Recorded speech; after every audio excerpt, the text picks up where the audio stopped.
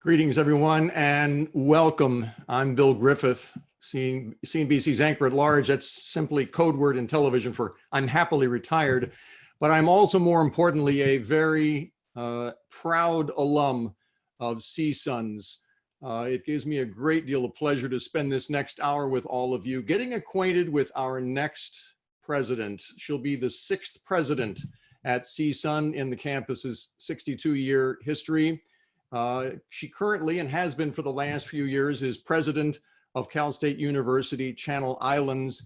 And before that, she was provost and executive vice president and a faculty member at Nevada State College. That was an interesting time in her career and a pivotal moment in her career, which we will talk about.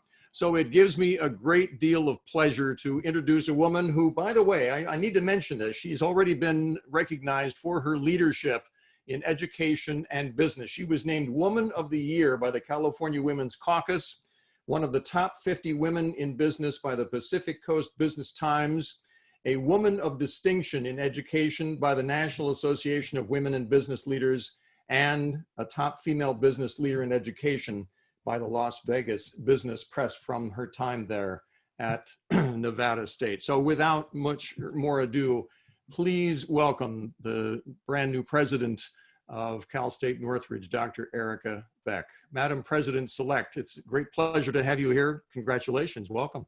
Thank you, Bill. Absolutely delighted to be here with you and have an opportunity to dialogue with Matador Nation this afternoon. I want you to know I'm wearing an official CSUN tie here. This is one of the many perks that you get when you come to Cal State Northridge. We have all kinds of tchotchkes, so you're going to be, I'm sure, regaling us with your outfits in the future with the Matadors. And you don't have to, not much of a different commute for you coming from Channel Islands to Northridge as well, right? Yeah, pretty close. Yes, very nearby, but two very different communities, and really looking forward to getting to know the CSUN community and the San Fernando Valley much better than I do. Why Northridge? Why was that a goal for you? Yeah, well, you know, Bill, I think one of the things that strikes me in this space as I'm, meeting the CSUN community for the first time is we're in these two-dimensional spaces, in these little boxes, and I think that higher education is at an inflection point post-COVID, and I think that CSUN's voice is one of the most consequential voices that we have in shaping a bridge to a brighter and more equitable post-pandemic future. I'm just up the street, have been up the street for a while, and well aware of CSUN's reputation far and wide as one of the most significant facilitators of social mobility in the country, with a well-deserved reputation for inclusive and equitable education, nestled in the 2nd largest city in the nation, a city that is a magnet for innovation across the entire future of the workforce, with 370,000 alumni strong, you being one of them. It strikes me that this university will propel the future of Southern California, educationally, civically, as well as workforce. And gosh, what an incredible opportunity to be a part of that. Good for you, yes. I know you're looking forward to it, and we are all looking forward to welcoming you in January on the 11th when you will begin your term at Northridge. But let's talk about Erika Beck first. You're a California native from Northern California. You went to college in San Diego, and then you've spent much of your career here in California, as far east, way east as Nevada. But tell us about your time growing up in what was it, the San Francisco area, wasn't it? Yeah, so I'm one of 3 girls raised by a single mother in Northern California in a really joyous and incredibly loving female-centric family that really placed an incredible value on education.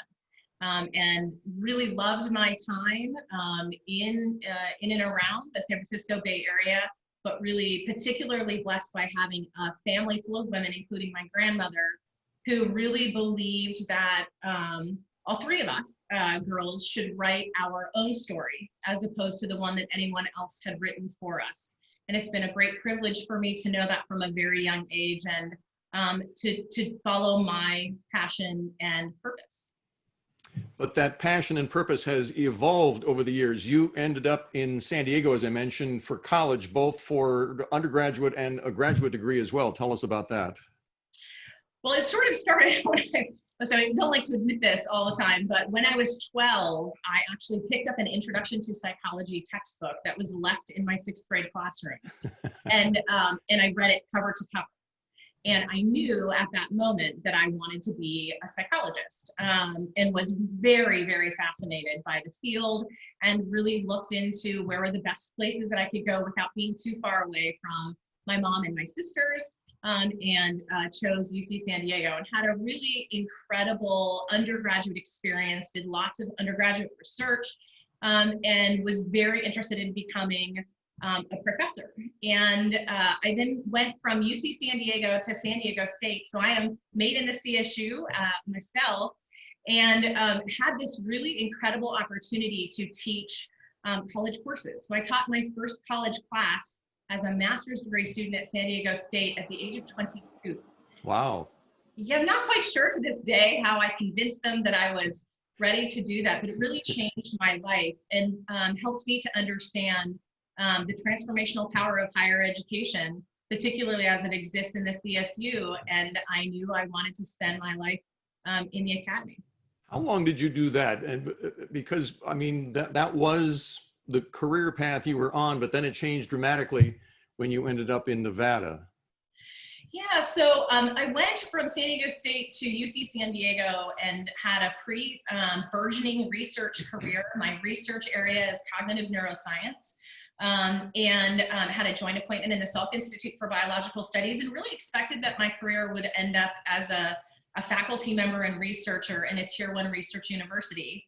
But because of that time at San Diego State and understanding that transformational power of higher education for a largely first generation, historically underserved student population, my heart and my purpose was really attached to that. And so when I was recruited to move to Nevada, very far east, I had never stepped foot in the state of Nevada before then, Bill. Before Really? Okay, never. And Wow. my whole life in California. But it was the opportunity to build a brand new tier of higher education in that state, one modeled after our very own CSU system. And at that time, there were no opportunities for a student who didn't meet the selective admissions requirements for the 2 research universities. There was no pathway for a student to receive a baccalaureate degree in a public university in the state of Nevada. That's so amazing. Isn't that, I mean, it was shocking to me. And Right. so it was this incredible opportunity to help to build that and to create a more equitable and inclusive, brighter future in the state. And it was smartest thing I ever did, even though on paper didn't make a lot of sense at the time. So how long were you there? I mean, as we mentioned, you went from faculty member, you then became provost, you were executive vice president. You were in the hierarchy of that state university as it was starting to really blossom, right? Yeah, I mean, I had the great privilege of working alongside some extraordinary individuals from our faculty, staff, students, but also community members, elected officials, really thinking about how to transform the state of Nevada. I was there for 15 years, I think it was 15 years. Wow. I could not be more proud of the work that we facilitated together. We became known as really the authority for inclusive excellence in the Nevada system of higher education, did incredible work at graduation rates and closing equity gaps and really building a thriving university community from nowhere. So then you're able to use that, all that the knowledge you gained and the experience you gained there, and bring it back to California again. And you and I talked about this the other day. I mean, the real distinction between, of course, the UC system and the CSU system is UC very high on research and, you know, the traditional universities in that regard, whereas the CSU system was designed by Governor Brown to provide students with the wherewithal and the skills to have successful careers, to give them that platform. And that really is what has happened with a lot of the CSU campuses. And that goes for Channel Islands as well, right?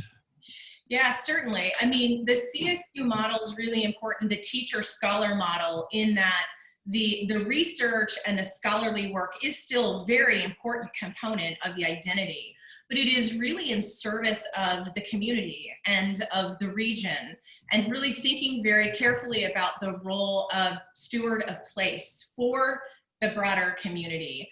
And so, you know, Cal State Channel Islands exists because this community, you know, advocated for 30 years for its existence and really has evolved hand in glove with the community in service of the students. And again, with a singular commitment to serving a largely first generation, historically underserved student population, with the, you know, great intention of facilitating a more equitable future. I mean, that really, as you know, I grew up in the San Fernando Valley in the shadow of what was then the San Fernando Valley State College, and then it became Cal State Northridge. And our Oviatt Library had just opened maybe a year before I arrived there in the mid-'70s. And to watch the growth of the campus over that time, you know, it just gives me a great deal of pride to see what it is today, what it has become. And I guess where it goes from here, you know, and which we'll talk about because, you know, we want to get a sense of your leadership style here. But, you know, this is a campus that has grown exponentially in the last 20 or 30 years, but there's still much to be done, isn't there? Well, there's no question about that. I mean, I think the extraordinary growth tells you that CSUN is a campus of choice. It is a campus of choice for a community and a region because the quality of the academic programs is extraordinary. There is so much depth and breadth and the expanse of those programs, and not to mention with 370,000 alumni embedded within every sector of the San Fernando Valley and beyond.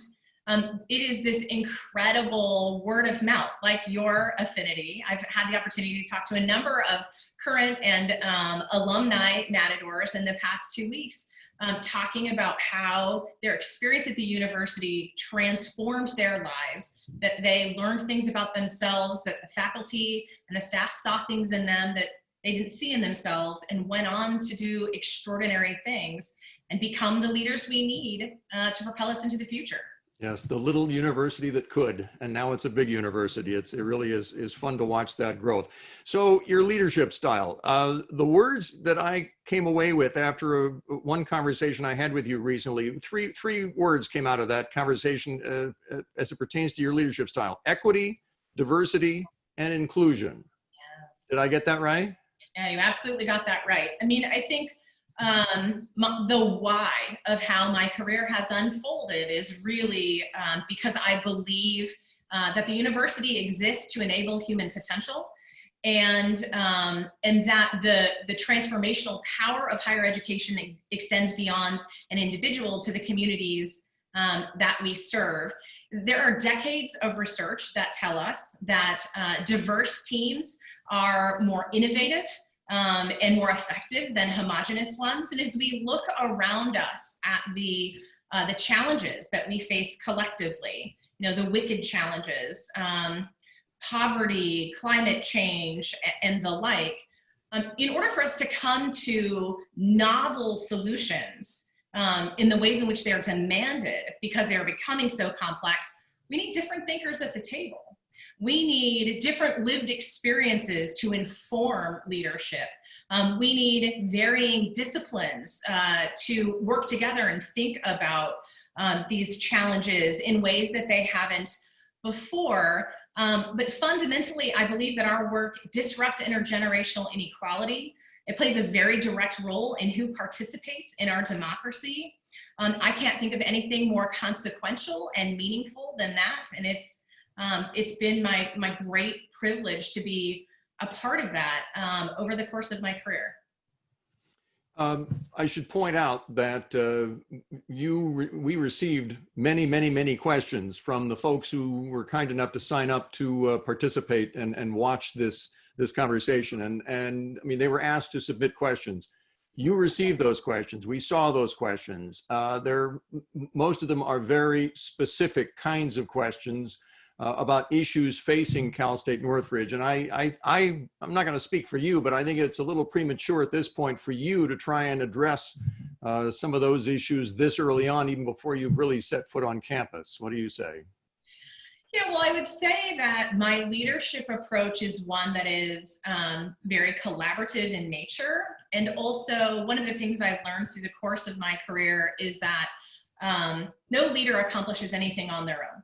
That I don't have a vision, we have a collective vision, and the single most important driver of that vision are the people who make up the academic community that I don't yet know who those people are. I don't yet have a good understanding of the people, of the experiences, of the challenges, of the opportunities. And I think it would take a great deal of hubris on my part to jump in with my opinion from the outside on a whole host of things until I learn.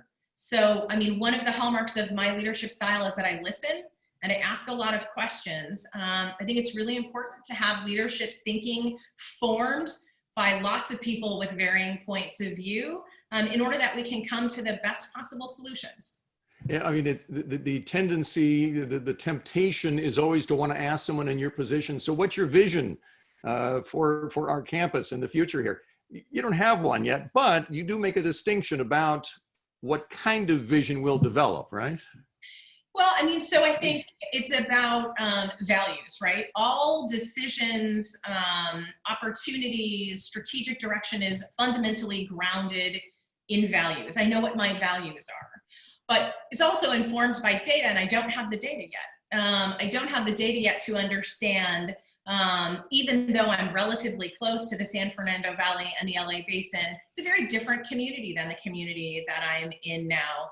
And really understanding what is the vision that the faculty have for academic excellence and inclusive excellence, and the staff and the work around student success, and most especially the students. So that will take time, but it is always rooted in fundamentally the mission of the university. I am joining the university is not joining me. And so that will take time for me to understand what that looks like. I also really believe in distributed leadership in an academic community. It isn't one leader. The university has leadership at all levels, everywhere across the institution.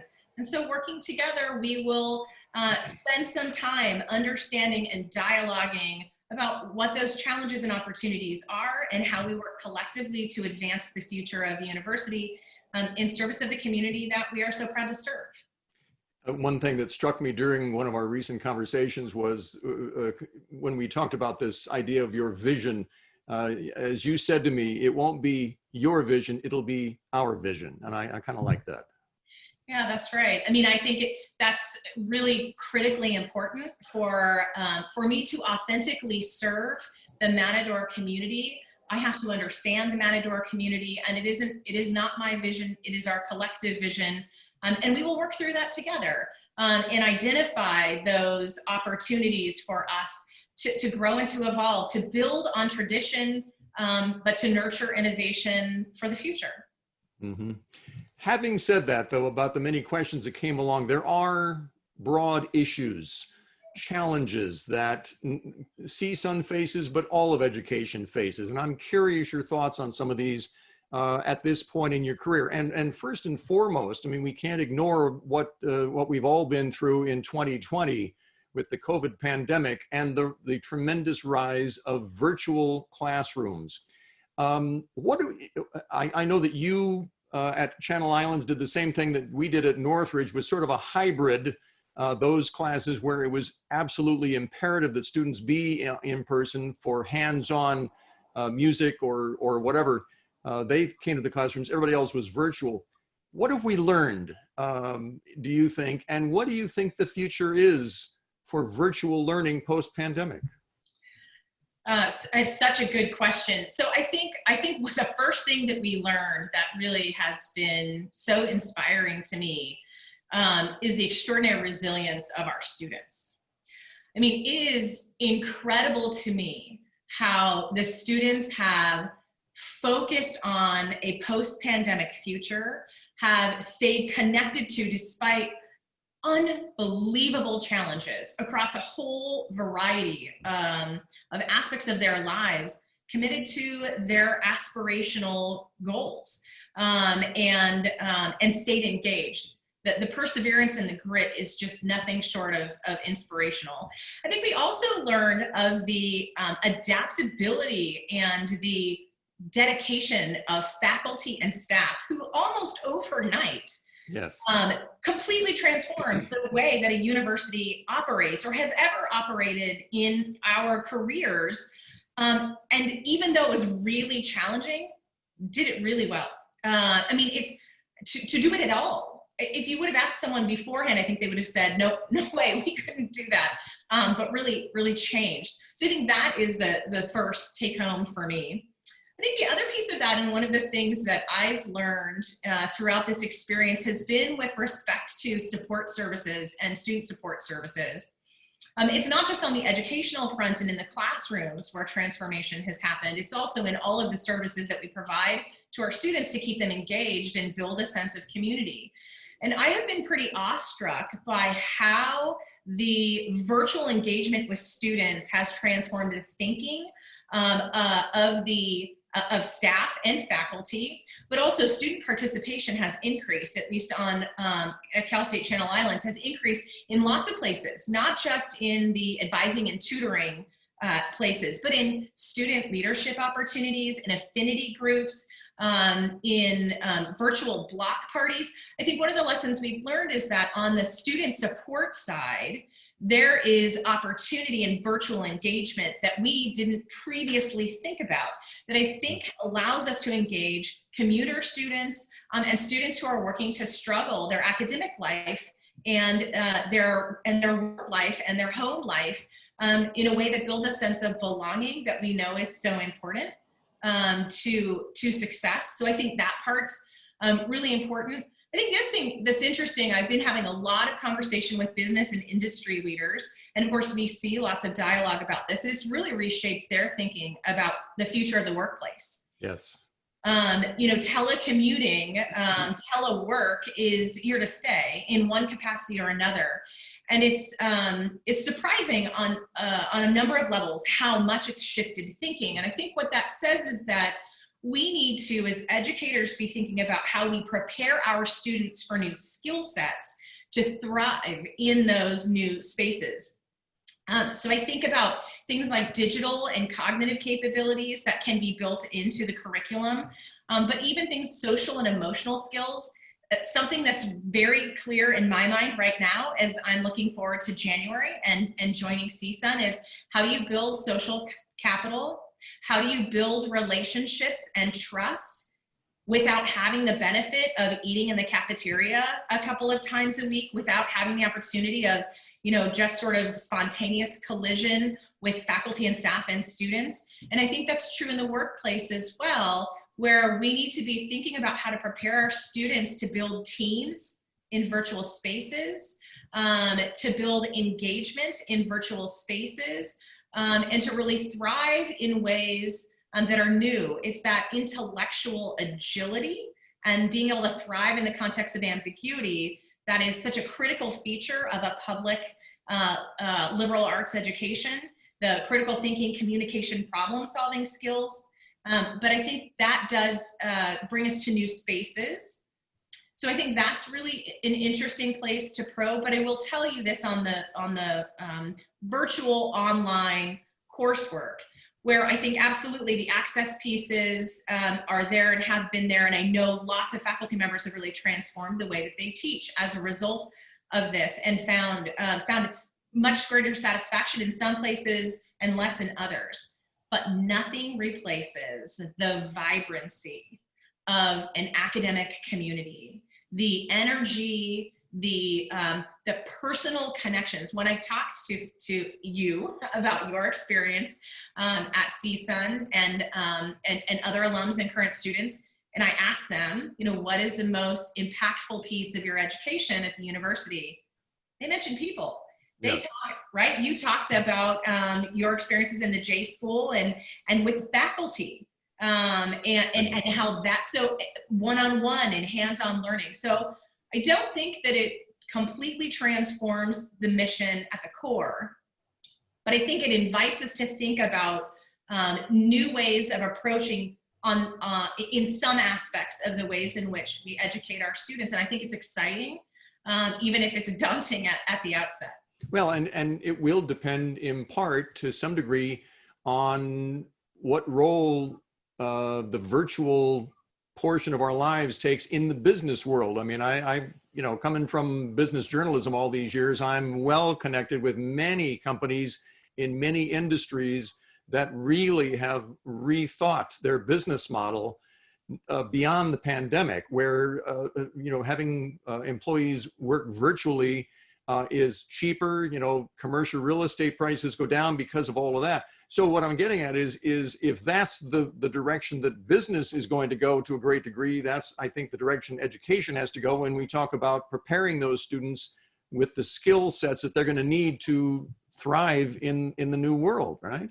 Yeah, that's right. I mean, and I think it's interesting and exciting. It's one of the things that I love about higher education is that this is what we do, right? We're always reimagining and innovating alongside the world, really, to prepare our students to thrive in those new contexts. I think about things like project management in a new way as well. So as our students go into a workplace where they are either teleworking all the time or some portion of the time, this need for self-directed learning, this need for being able to be self-reliant in some respects. But as a psychologist, I'm very interested in the ideas of how do you build community? How do you build an engaged workplace? And this is true for the university, something we're all experiencing right now.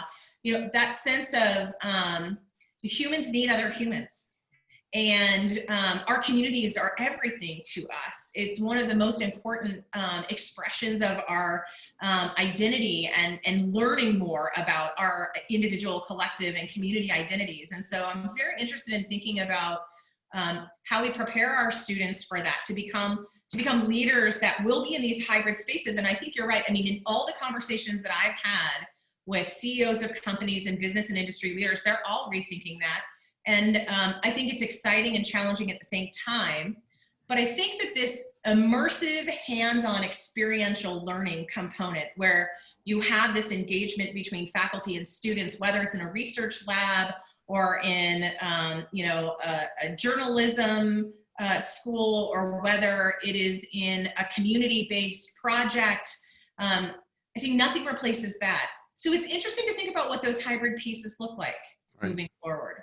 Speaking of the business community, I mean, I've long been impressed by the connections that CSUN has been able to make with the local business community. I mean, it has already been established that studies have been done on the importance of CSUN to the economy of the San Fernando Valley and the greater Los Angeles area. But at the same time, the business community has been important to CSUN as well. And your two most recent predecessors, I think, have done an outstanding job, both of them, of connecting with businesses in the area in collaboration, with the various schools on campus, whether it's the business school, the journalism school, the entertainment industry, science, you name it.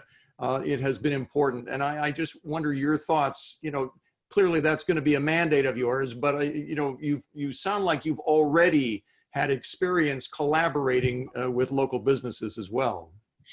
Yeah, no question about it. I mean, going back to this idea, anchor institutions, right? Universities as anchors for the communities that we serve in a whole variety of aspects, not the least of which is the business and industry needs.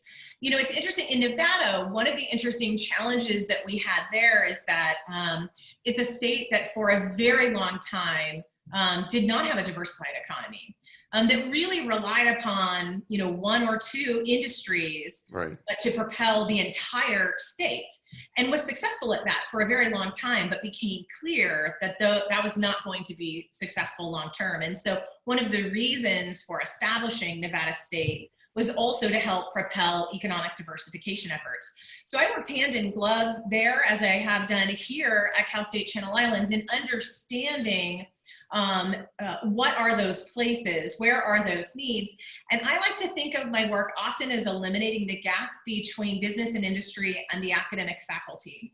You know, the faculty are, and including their research programs, which drive innovation and science and technological innovation, particular to the needs of the community that we serve, can really help facilitate that transformation for our business and industry partners. And our business and industry partners can help shape the thinking of what the curriculum needs, what the curricular needs look like long-term, and what they're seeing on ground.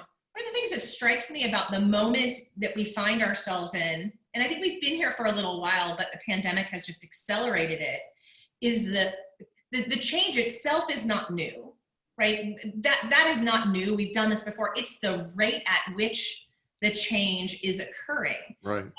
You know, across all of the fields. You know, the rise of automation, artificial intelligence, in every industry. And so I think thinking about ways to build better bridges to help facilitate that engagement between academic faculty and business and industry will really help propel the success of the region in the years to come, and understanding our unique role in helping to advance those needs in ways that other institutions in the region are not. I think, and that's the really exciting part about where are those places. Another constituency that is growing and continues to find new ways to help the campus and the university, that would be the alumni. And again, I go back to the work of your two most recent predecessors in beginning the process and continuing the process of reaching out to alumni and bringing them back into the community again. I can't tell you the number of times I heard from fellow alumni who said, you know, I'd gone off on my career and I had fond memories of Cal State Northridge, but it never occurred to me to come back and maybe give something back and to help those students who are there now. But boy, that's happening right now. So I'm asking, as an alumnus, what we as alumni can do to help you and what you're looking for. Well, I'll tell you, I mean, it's hard even to wrap your head around 370,000 alumni. I mean, I think there is no better source of goodwill, engagement, affinity, connection to moving the university forward. The reunions are amazing, by the way. Yes, when you get all 300,000 of those together, it's unbelievable. Go ahead. I'm sorry. Yeah, no, I'm really looking forward. I'm really looking forward to it. I think that's it. And I do think it's one of the most attractive aspects of the future for CSUN is thinking about not just how all of the alumni can come back and help the university, but also how the university can gain entrance into doorways that will help propel the success of our students, that will help our students to assume the leadership roles that we need for a more learned and equitable future. And thinking about how we help to transform greater levels of opportunity across an inequitable landscape. And so I think that engaging the alumni is a clear priority. The affinity of the alums that I have spoken with, again, about how CSUN completely transformed the trajectory of their lives, that saw things in them they didn't see in themselves, opened doorways because all of those pathways, because of the dedication of the staff and the faculty in ensuring those opportunities are there. I'm really excited to understand about how to bring as many of the alumni back as mentors, to open doors for internships for our students. Yes. To help us, get recognition for the extraordinary quality of the academic programs, the research programs, across a whole variety of dimensions. I just think there's tremendous opportunity there, and I am looking forward to those events. In a post-pandemic world, in a two-dimensional world works as well, but that's a lot of little bubbles to look at on the screen. Indeed. now I'm going to see if you're going to develop a tick when I bring this topic up. I mean, this is another issue, the challenge facing all of education, and that would be budget issues. You know, the uncertainty of the California economy, given the pandemic, you know, as Governor Newsom is trying to navigate his way through all of this, it then trickles down to the educational institutions, the public institutions in California, and it's in every other state as well. And I'm not trying to pin you down. I'm not going to try and get you to tell me how you're going to solve the problem, but you know, it is an issue that has to be addressed in addition to all the goals that are set and the lofty hopes and dreams that we have for our university in the future. Yeah, no question about it. So I think I start from the premise that there is a public value in a public higher education. And it is that it is not just individual students who benefit from their public education at CSUN. It doesn't just impact them, it changes their family trees forever. And it elevates the entire community. Individuals who hold a college degree are more likely to vote, volunteer, and become engaged members of our community. And therefore, it is in the public's interest to invest in public higher education. And so certainly the advocacy piece is really important. But the state disinvestment across the country in public higher education is not new. This is something that has been happening for some time. And I have been, over the course of my career, also very engaged in finding additional sources of revenue in order to support academic excellence, in order to support the kind of quality that our students deserve and that our community needs in order to advance the mission. So there are a whole variety of ways to go about doing that, right? One piece is philanthropic investment and being really engaged with alumni, but also with community members, business and industry leaders, and talking about how the university serves the needs and the interests of the community that is worthy of an investment. The ways in which the university transforms our students' lives. You know, CSUN is one of the most significant contributors of social mobility in the country.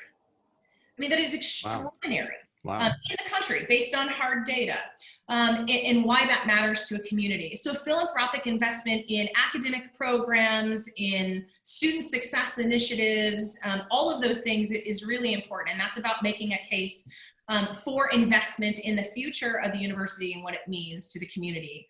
But that's not the only way. The other way is, and with an academic faculty of the quality that CSUN has, another way is to increase sponsored projects, grants, and contract funding.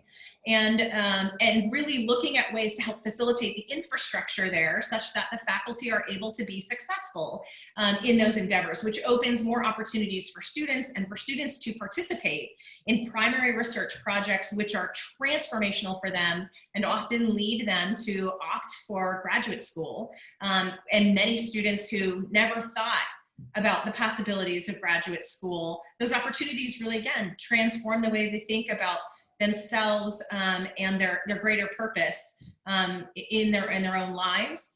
There's also public-private partnerships. I've been engaged in a number of public-private partnerships, both in Nevada and here at Nevada State, or sorry, both in Nevada and here at Channel Islands, in thinking about activities that are consistent with the academic core that can help build additional revenue streams.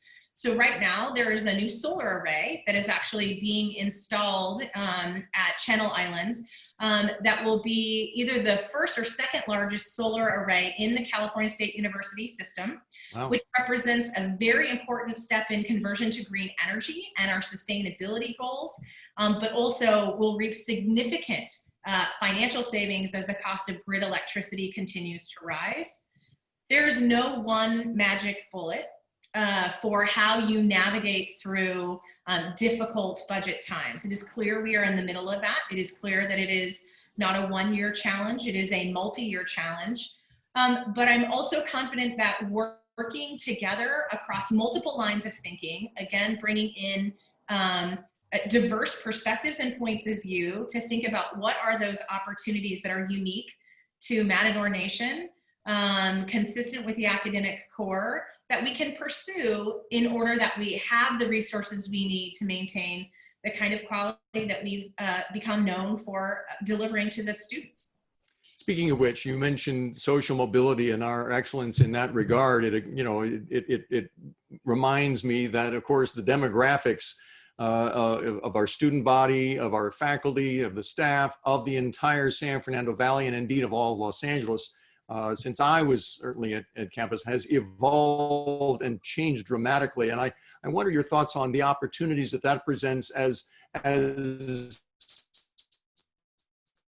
curriculum tries to meet those opportunities and to serve those students who now, in many cases, as it was when I was there, are the first people to go to college in their family. Yeah, so that's the heart and soul of how my career has unfolded. Because again, I think the university's fundamental mission is to enable human potential. And we know that talent is distributed evenly in a community, but opportunity is not. And so to play a role in expanding that opportunity, I often, on commencement day, which is my very favorite day of the year, and watching students walk across that commencement stage to a life that is forever transformed, it really speaks to what is possible when opportunity meets talent and dedication. And it's such meaningful and important work. But I think it is also incumbent upon us to really to think through the ways in which the university operates in such a way that we help facilitate student success. So I'll give you an example of some work I've been involved in over the course of my career. Some number of years ago, I decided to sit down and look at our college catalog at my former institution. And I don't know if you've read one lately, Bill, but I think they get the award for the least intuitive document ever authored. It's document by committee. That's why. Yes. If you're the first in your family to attend college, right? Would you know how to navigate a college catalog, or would you know what a bursar's office is? Bursar, that term doesn't even exist outside of higher education. So I have to talk about the hidden curriculum. All of our students are fully qualified to come to the university. They all have the aptitude that they need. They were admitted. But often what gets in the way of our students' success is the belief that they will be successful. Because, they don't know how to read a college catalog. There are many offices around the university that a student must traverse in order to be successful that have nothing to do with academic aptitude. Administrative barriers are real, and the students have no agency to remove them. And so it requires us collectively, as a university, thinking through some of the things that we always have sort of assumed students know how to work through, and thinking about how to shift those. I think it's fundamentally shifting the conversation from what a student does or does not do to become successful at the university to what the institution must do in order to help facilitate the success of the students that we are so passionate about serving. And really thinking through those things. And as an experimental psychologist, the way that I know how to do that is with data. And really looking at the data to understand the lived experiences of our students. We often talk about our students and the ways in which we believe our students experience the academic community. But if it's an individual, and I am talking about the students that I know, that I have interacted with, and I am making assumptions about how other students are experiencing the university, I'm really only relying on the data of the students I have personally interacted with. There's a better way to do that, which is through data, to really understand what works, what doesn't work, and working collectively in cross-divisional teams across the university in partnership with faculty, staff, and importantly, students, to try and ensure that pathway to timely graduation, to eliminating equity gaps, to providing a pathway for students in whatever field they might choose, whether that's graduate school, into the workplace, civic engagement, whatever that might be, that we have done everything in our power to make sure that they will be successful. We're starting to run toward the end of our conversation, and so I want to bring up one other topic and get your feelings on this. And again, I'm not trying to pin you down, but we've long been proud of the sports teams that we've had here at Cal State Northridge through the years in the various athletic sports. And the movement has been there for a long time to want to grow that, because that's another way that you can grow the brand and the identity of a campus. You know, it has been a long campaign, to say the least. I'm just curious, are you a sports fan, or, you know, what role do sports play in your life? Oh, well, good question. So I come from a family of athletes. In fact, my sister is in the Hall of Fame for Ultimate Frisbee. Really? She is indeed. She's got that going for her. Yeah, she's got that going for her. She also has a PhD in geology, and she's very successful in environmental work. But she does have that for her as well. Wow. My great grandfather was actually, he is in the College Football Hall of Fame, I also was an athlete. I say was, and it kind of crushes me a little bit now to think that it's a was. I pretend sometimes on my treadmill that I'm still an athlete, but I know firsthand the importance that athletics plays in development of leadership, in perseverance, goal setting, and working through inevitable failure and pain, successive approximations at getting better. So from that respect, really important. I also think that, you know, as you say, athletics is a way of building community, of bringing people together, people who might not otherwise come together, building pride in the academic mission of a university, and building pride around success both on the court and off the court, in offering a wide array of experiences for our students to reach those long-term goals. But there's no question that being an athlete, it changed the trajectory of my life as well. Learned to work through pain and failure, and learn the failure is a better teacher than success could ever hope to be. It's something I learned from my athletic lifetime, which seems like a million miles away. What was your sport?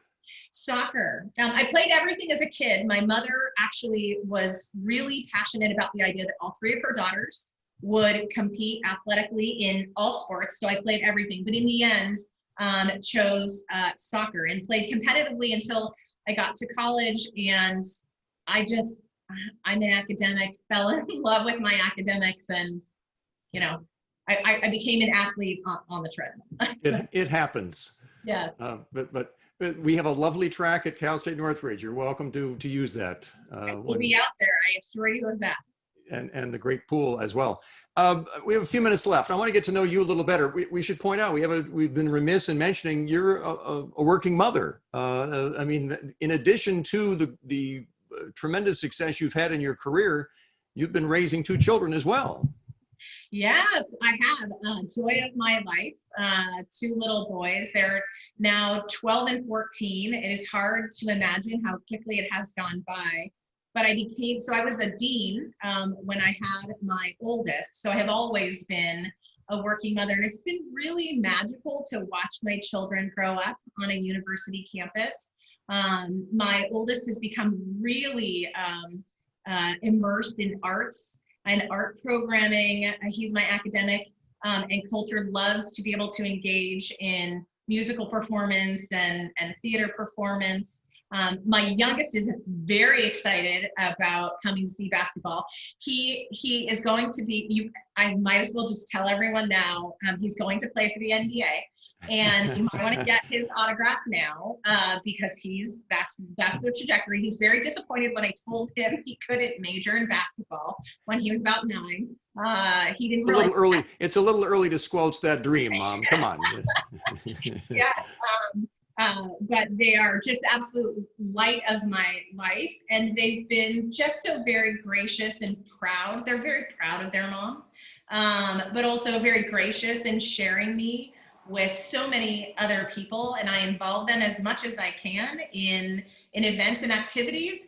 But I'm balancing just like every other mother is balancing, and I'm incredibly fortunate that I have just such a great support system and such incredible little guys that appreciate it and are proud of me. Well, the scouting report I got from mutual friends of ours was you are incredibly organized and energetic at the same time. And you have to be if you're going to be raising children while running a university at the same time. And it occurs to me, and this is a topic that probably should have come up earlier, but you know, our university, and I'm sure a lot of these CSU campuses are the same, we are known for having so many students on campus who are working at the same time, supporting themselves as they make their way through their college career. And that presents challenges and opportunities at the same time, doesn't it? Yeah, I mean, it is critically important. One of the places where, there are lots of places where that becomes crystal clear, but there are lots of opportunities that our students who are working to put themselves through school cannot afford themselves of unless we look at those administrative barriers and think about new ways of engaging them. For example, on at Cal State Channel Islands, we've been really invested in expanding opportunities for undergraduate students to participate in research with faculty. But it became very clear that they could not do that because many of our students were not able to give that amount of time in volunteering to work in a research lab. So they didn't have the opportunity to participate in that. And so we worked again philanthropically to build investment so that we'd be able to give our students opportunities there. And we've been really focused on expanding on-campus employment. It's one of the best things that can happen, particularly when you can align those job responsibilities for students with their ultimate career aspirations, giving them the leadership capabilities that they need. We've done that here in peer mentorship programs and other kinds of programs, but really transformational. I think it is one of the places where we have to rethink the ways in which we have historically done things. And I know CSUN has done a good job with this in thinking about how we can provide those opportunities for our students to engage with all the university has to offer. We have to be thinking about affordability, and we have to be thinking about opportunities for employment that are related, including internships with paid internships with local business and industry partners. That has become so important. I can remember when I was in college that internships were negligible. I mean, if you got one, I had one at KFWB Radio down in Hollywood, and they put me in a little closet and gave me some paperwork to do, and that was called my internship. But the internships today that I've seen at CNBC and elsewhere in my industry are so important, and they have become stepping stones to great careers. I work with many people today who began as interns at CNBC and elsewhere in the NBC family. So, I mean, that right there is such value that can be offered to students through the university process there. Before we go, what haven't I asked you? What haven't I brought up that you'd still like to mention or discuss as people get acquainted with Erika back here? Well, I think it's important that everyone know that that my goal in joining the CSUN community will be to listen, to seek greater understanding, and to really understand the mission, the tradition, the history, the aspirations, the opportunities with the people, and that I will work to really build a coalition, a coalition of leaders at every level of the institution who can help us to realize our future together as a team. And I think that's really important to know about me, that I, again, make decisions based on values and data. I don't have the data yet. And so what I need from the Matador Nation is to engage with me, help me to get greater understanding. You'll see a lot of me in these virtual spaces. I'll ask a lot of questions. I used to drive my mother crazy when I was a child because every time she would try to explain something to me, I would ask 7 more questions. But I really will be seeking greater understanding from as many voices as I can find about what our collective future holds, the promise of CSUN for generations to come. And I'm really honored and humbled to be a part of this university and this community. And I'm looking forward to the new year, and I'm looking forward to 2021 for lots of reasons. And this is one of the most exciting reasons I'm looking forward to 2020. Well, yes, 2020 can't end soon enough for many people in that regard. Speaking from the perspective of Matador Nation and as an alum and just someone who loves the San Fernando Valley and LA and Cal State Northridge, we are thrilled to be able to welcome you to the CSUN family and to be a part of Matador Nation. So if you've got nothing else, I'm going to say thank you for joining us. Well, thank you for the opportunity, and hi Matador Nation. Can't wait to see you all in January. Dr. Erika Beck, the now coming up 6th president of California State University, Northridge. Thank you all for joining us. I hope we were able to answer at least some of the questions. But again, I know Erika found it very helpful to see those questions that came through, and they will point the way toward those issues that are important to the people who are watching today, and they will be invaluable to her going forward. Thank you all for watching, and be safe and be well.